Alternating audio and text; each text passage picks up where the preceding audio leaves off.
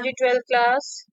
Yes बेटा, आज मैं आपसे डिस्कस करने लगी हूँ प्रोबेबिलिटी के 2021 के कंपार्टमेंट पेपर के क्वेश्चंस। 2021 कंपार्टमेंट में बेटा एज सच प्रोबेबिलिटी से 2 क्वेश्चन 1 मार्क्स के आए थे एंड केस स्टडी उसी से था और 1 question 2 marks, that means total 8 marks का क्वेश्चन प्रोबेबिलिटी से आया था। चलिए क्वेश्चन देखते हैं one by one. If A and B are two independent events, probability of A is 1 by 3 and probability of B is 1 by 2. Find probability of not A given not B. Yes. आपको A और B independent events they रखे हैं बेटा, उसका result recall करें तो A and not B, not A and B and not A and not B, ये भी इंडिपेंडेंट राइट। एक रिजल्ट इसका बहुत इंपॉर्टेंट होता है इंडिपेंडेंट इवेंट्स का, जो इस टाइप के क्वेश्चंस में यूज होता है। यस, चलिए आप जो फाइंड करना है उस पर मैं डायरेक्ट चलूं तो बेटा ये कंडीशनल प्रोबेबिलिटी है। कंडीशनल प्रोबेबिलिटी की एज सच आप डेफिनेशन लगाएं तो this is not A intersection not B divided by probability of not. Am I right? ठीक है, ये कंडीशनल प्रोबेबिलिटी की हमने सिर्फ डेफिनेशन लगाई है। अब क्योंकि ए एंड बी इंडिपेंडेंट है तो not A and not be भी इंडिपेंडेंट होंगी। वहां से अगर आप रिजल्ट यूज करें तो ये न्यूमैरेटर प्रोबेबिलिटी होगी probability not a into probability not, है ना। Probability not a into probability not B divided by probability not B, और डेफिनेटली इस प्रोबेबिलिटी को आप कैंसिल कर सकते हैं। This will be directly probability not a, that means 1 minus probability A, that means 1 minus 1 by 3, that is 2 by 3। Definitely 1 marker question है बेटा, ये सब आप स्किप कर सकते हैं। प्रोबेबिलिटी नॉट ए के बाद सीधा ये लिख सकते हैं, ये तो आपको थोड़ा सा लिख, I hope it is clear.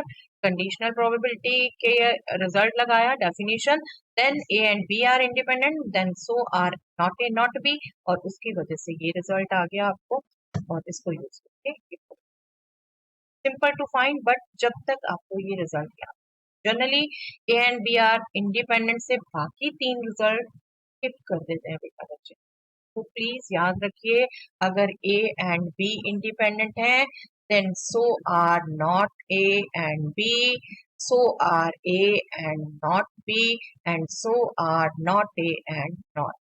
तो इनको याद रखिए बेटा, ये भी independent.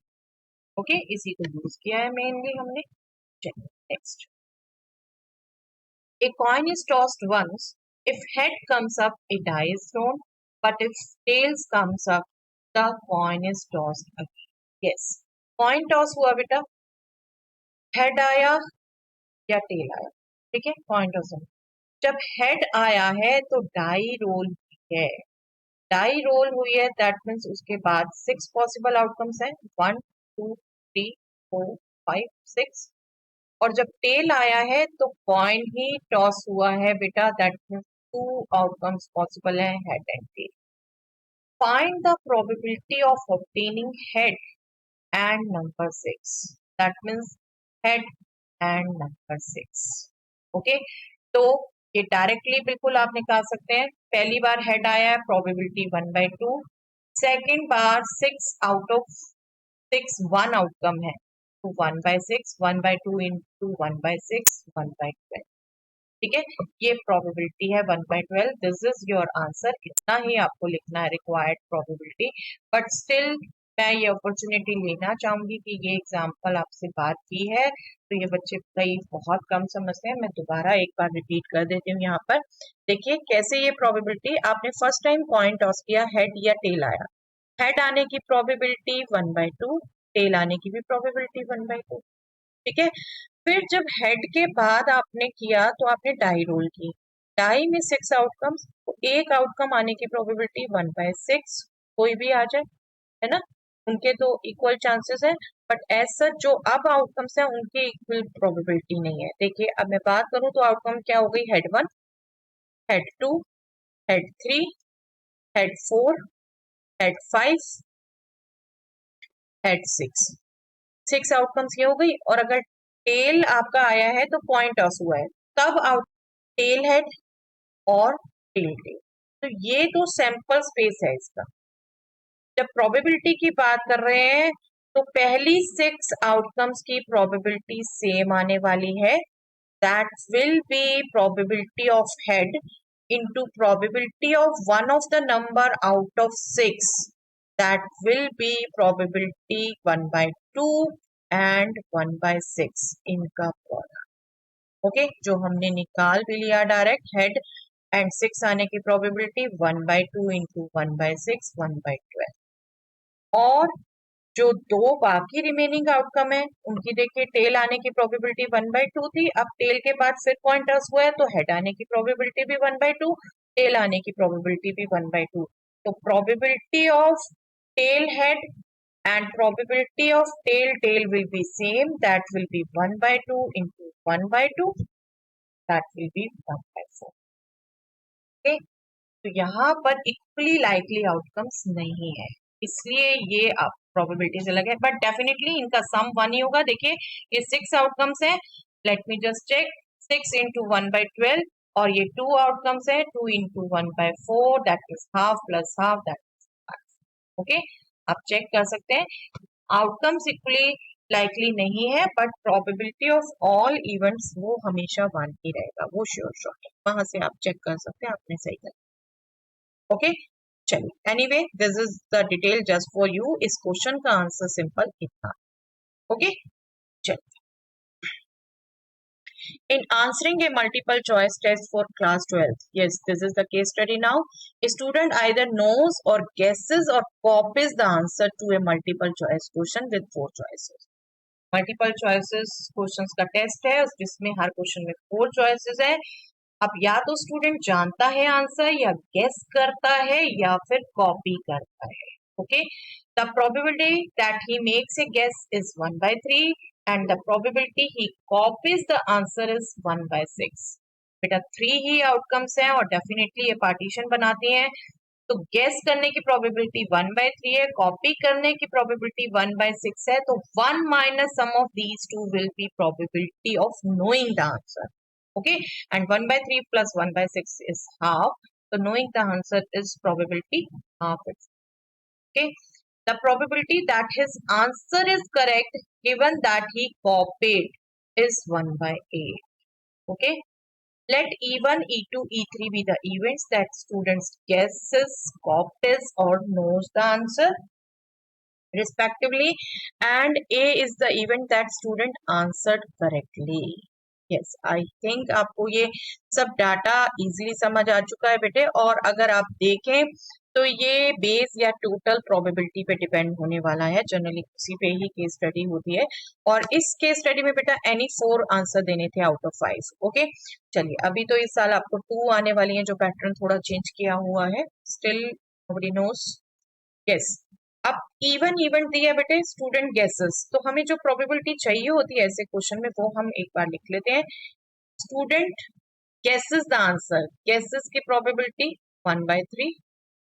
E2 is student copies the answer, that is 1 by 6, and E3 is student knows the answer। अब knows the answer 1 minus 1 by 3 plus 1 by 6 होगा, क्योंकि ये पार्टीशन है, टोटल प्रोबेबिलिटी 1 होगी, and this sum is half, so 1 minus half is।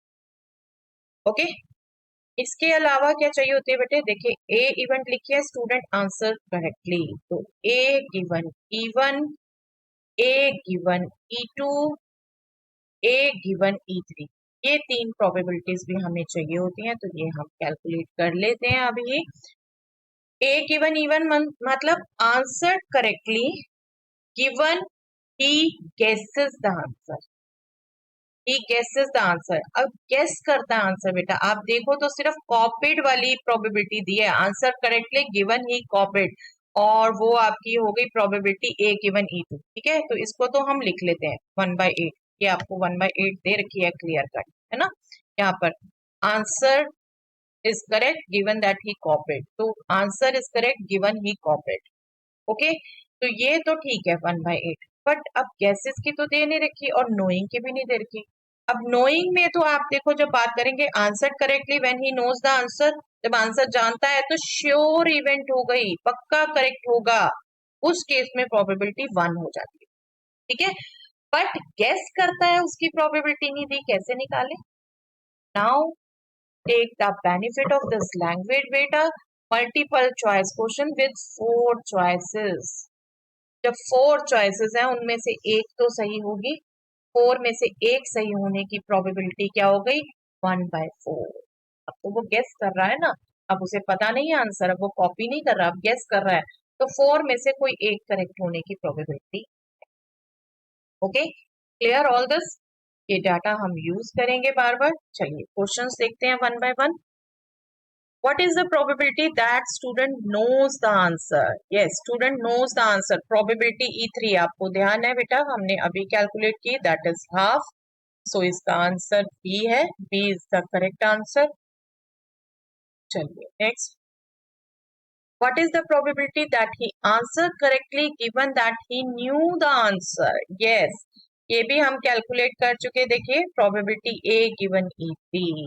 Probability answered correctly, that means A even थी, knew the answer E3 even थी, A given E3 जो हमने calculate किया था 1 श्योर इवेंट है, sure A would be the answer. Okay, next.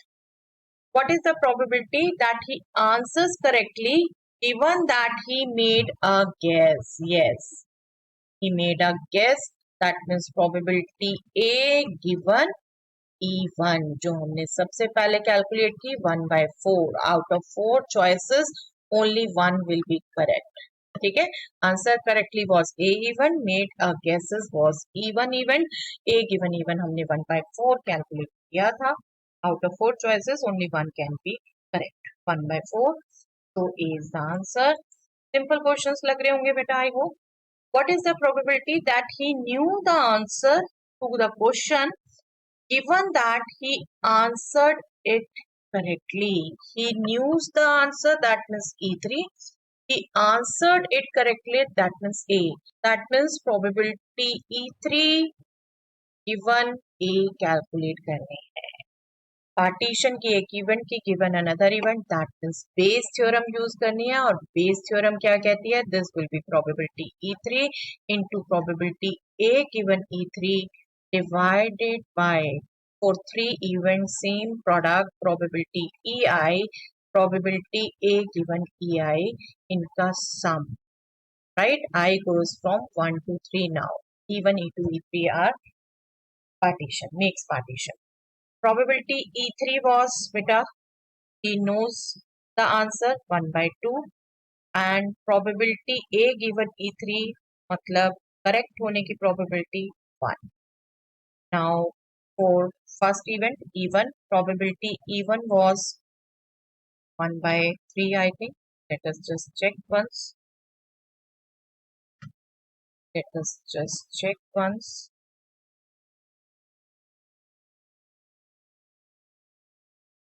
Yes, it was 1/3. इनको multiply करना होता है, ध्यान रखिए बस। 1/3 इंटू 1/4, 1/6 इंटू 1/8, 1/2 इंटू 1 जो हम न्यूमैरेटर में लिख चुके हैं, 1/3 into 1/4 plus 1/6 into 1. Let us come back to our slide. 1/3 into 1/4 plus 1/6 into 1/8 plus 1/2 into 1.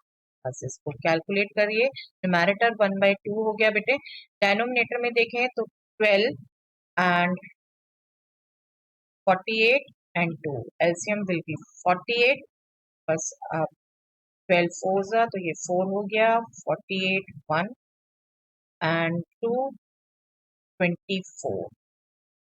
Okay, so this will be 24 and this will be 25. So this will be the probability. Let us guess. A will be our. Okay, Bayes theorem का question है बेटा directly, I hope clear है। चलिए next question.